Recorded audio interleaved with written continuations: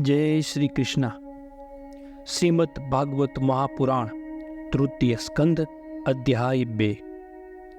શ્રી કૃષ્ણના વિયોગથી ઉદ્ધવજીનો શોક અને તેમણે કરેલું શ્રી કૃષ્ણના બાળ ચરિત્રનું વર્ણન.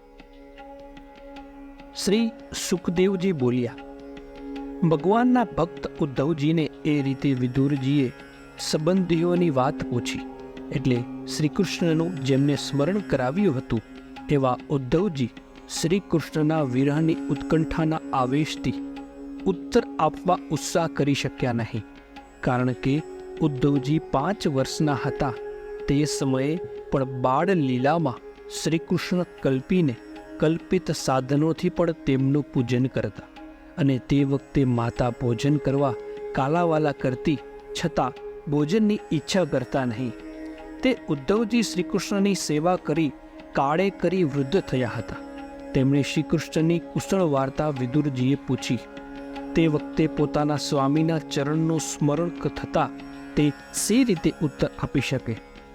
એક મુહૂર્ત સમય સુધી તો તે મૌન જ રહ્યા અને તીવ્ર ભક્તિયોગથી શ્રીકૃષ્ણના ચરણામૃતમાં અત્યંત નિમગ્ન થઈ શાંત થઈ ગયા. તેમના સર્વ અંગ રોમાંચિત થયા અને મીચેલા નેત્રમાંથી અશ્રુઓ વહેવા લાગ્યા. ભગવાન ઉપરના સ્નેહના પૂરમાં એ એવા ડૂબી ગયા કે જેથી વિદુરજીએ તેમના કૃતાર્થ જાણ્યા. પછી ધીમે ધીમે ઉદ્ધવજી ભગવાન રૂપી લોકમાંથી પાછા મનુષ્ય લોકમાં આવ્યા અને નેત્રો લૂછી નાખી વિસ્મય પામતા વિદુરજીને કહેવા લાગ્યા. ઉદ્ધવ બોલ્યા, શ્રીકૃષ્ણ રૂપી સૂર્યનો અસ્ત થતા અમારા ઘરોને કાળરૂપી મહાન સર્પ ગળી ગયો છે. તો શોભા કે સંપત્તિથી શૂન્ય થયેલા અમારા તે ઘર સંબંધી હું તમને શું કુશળ કહું? ખરેખર આ લોક દુર્ભાગી છે, અને તેમાં પણ યાદવો તો અત્યંત દુર્ભાગી છે. કારણ કે જે યાદવો શ્રીકૃષ્ણની સમીપ રહેતા છતાં માછલા જેમ ચંદ્રને ન જાણી શક્યા, તેમ તેઓ શ્રીકૃષ્ણને જાણી શક્યા નહીં. જ્ઞાન સામગ્રી ઓછી ન હતી. યાદવો હર કોઈના ચિત્તના અભિપ્રાય જાણનારા, અતિશય નિપુણ અને એક જ સ્થાનમાં સાથે રહેનારા હતા. પરંતુ જેઓ સર્વ પ્રાણી માત્રના નિવાસસ્થાન રૂપ પરમેશ્વરને પણ માત્ર યાદવોમાં જ શ્રેષ્ઠ માનતા હતા.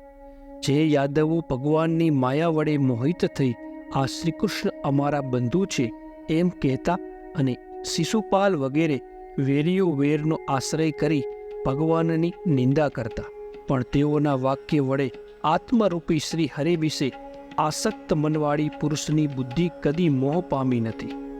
જેઓએ તપશ્ચર્યા કરી નથી અને તેથી જ જેઓની દૃષ્ટિ અતૃપ્ત રહી છે એવા મનુષ્યને આટલા કાળ સુધી પોતાની મૂર્તિના દર્શન કરાવી પાછળથી લોકોનું તે વાસ્તવિક દર્શન ચૂંટવી લે એ અદ્રશ્ય થાય છે. જેમની મૂર્તિ મનુષ્ય લીલામાં ઉપયોગી હોય પોતાની યોગ માયાનું બળ દર્શાવવા સ્વીકારેલી હતી, પોતાને પણ વિસ્મયજનક અને સૌંદર્યાદી સીમારૂપ હતી, અને જેના અંગો ભૂષણોને પણ ભૂષણરૂપ હતા.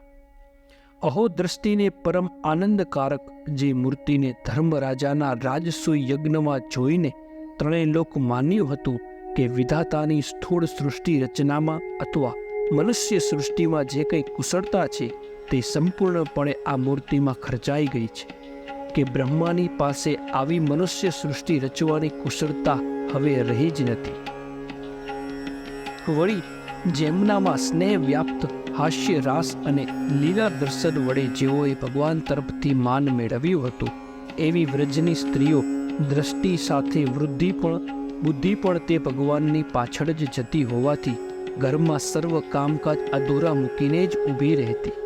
જ્યારે પોતાના જ શાંત સ્વરૂપને પોતાના જ અશાંત સ્વરૂપો દુઃખ દેવા લાગ્યા, ત્યારે તે શાંત સ્વરૂપો પણ જેમનો આત્મા કૃપાળુ હતો એવા તે પરમ અવર ઈશ્વર ભગવાન પોતે અજન્મા છે, છતાં અગ્નિ જેમ મહાભૂત સ્વરૂપે નિત્ય સિદ્ધ છે, છતાં કાર્યમાં ઉત્પન્ન થાય છે તે મહત્વ જેનો અંશ છે એવી માયાથી યુક્ત થઈ પ્રગટ્યા હતા. વળી જેમણે વાસુદેવને ઘેર કેદખાનામાં જન્મ લીધો અને પોતે અનંત પરાક્રમી હોવા છતાં જાણે કંસ શત્રુના ભયથી ડરતો હોય તેમ વ્રજમાં છુપાઈને રહ્યા, તેમજ કાલય વન વગેરે શત્રુના ભયથી જાણે ડરતા હોય તે મથુના નગરીમાંથી નાસી ગયા. આ સર્વ ભગવાનનું ચરિત્ર મને ખેદ ઉપજાવે છે. વળી ભગવાનનું આ ચરિત્ર યાદ આવતા મારા મનને દુઃખી કરે છે કે તે ભગવાનને કંસનો વધ કરી માતા પિતાના ચરણમાં વંદન કરી કહ્યું હતું, હે પિતા, હે માતા, તમે અમારા ઉપર કૃપા કરો. અમે તમારી સેવા કરી શક્યા નથી, કેમ કે અમે કંસથી ઘણા જ શંકાવાળા હતા, જેમણે ફરકતી ભ્રુકુટી રૂપી કાળ વડે પૃથ્વીનો ભાર દૂર કર્યો છે. એવા એ પરમાત્માના ચરણ કમળની રજને સેવતો કયો પુરુષ તેને ભૂલી શકે? વળી શ્રી કૃષ્ણનો શત્રુ છતાં શિશુપાલને યુધિષ્ઠિરના રાજઋષ યજ્ઞમાં જે સિદ્ધિ મળી તે તો તમે પોતે પણ જોઈ હતી. જે સિદ્ધિને યોગી લોકો શ્રેષ્ઠ યોગ સાધના કરીને પામવા ઈચ્છે છે, આવા તે ભગવાનના વીરને કોણ સહન કરે? તેમજ યુદ્ધમાં મનુષ્ય લોકના બીજા જે વીર યોદ્ધાઓ હતા તેઓ પણ નેત્રોને આનંદદાયક શ્રી કૃષ્ણ ભગવાનના મુખ કમળને નેત્રોથી જોતા અર્જુનના બાણોથી પવિત્ર થઈ એ ભગવાનનું પદ પામ્યા છે. વળી પોતે કોઈની સમાન નથી, અતુલ વિશેષતાઓવાળા છે. ત્રણેય પુરુષાર્થોના, ત્રણ લોકોના અથવા તો ત્રણેય ગુણોના અધીશ્વરો છે. પરમાનંદ સ્વરૂપ સંપત્તિથી બધા લોકો મેળવનારા છે ને બલિદાન દેતા અનેક લોકપાળો પણ તેમના પાદન પીઠ સ્તુતિ કરે છે. છતાં વિદુરજી એ ભગવાન રાજ્યશાન ઉપર બેઠેલા ઉગ્રેસન સામે ઊભા રહી, હે દેવ, અમને સેવકોને તમે આજ્ઞા કરો, એમ જ જે વિનંતી કરતા હતા તે ભગવાનનું દાસત્વ અને સેવકોને અત્યંત ખેદ ઉપજાવે છે. અહો, આશ્ચર્ય છે કે દુષ્ટ પૂતનાએ જેમને મારવાની ઈચ્છાથી સ્તનમાં ભરેલું ઝેર દવડાવ્યું હતું, છતાં તે પૂતના માતા યશોદાને યોગ્ય સદગતિ પામી તો એમનાથી બીજા કયા દયાળુને શરણ આપણે જોઈએ? ખરેખર હું તો અસુરોને પણ ભગવાનના ભક્ત જ માનું છું, કેમ કે જેઓ ક્રોધે વેશના માર્ગે પણ શ્રી જગદીશ્વર ભગવાન વિશે પોતાના મનને એકાગ્ર રાખે છે અને તેથી જ સંગ્રામમાં જેના ખભા ઉપર ચક્રધારી શ્રી હરિ બિરાજેલા હોય છે એવા ગરુડ પોતાની પાસે ઘસી આવતો જુએ છે. આવા ભગવાન બ્રહ્મદેવની પ્રાર્થનાથી આ પૃથ્વીને સુખ કરવાની ઈચ્છાથી કંસ રાજાના કેદખાનામાં વસુદેવથી દેવકી વિશે જન્મ્યા હતા.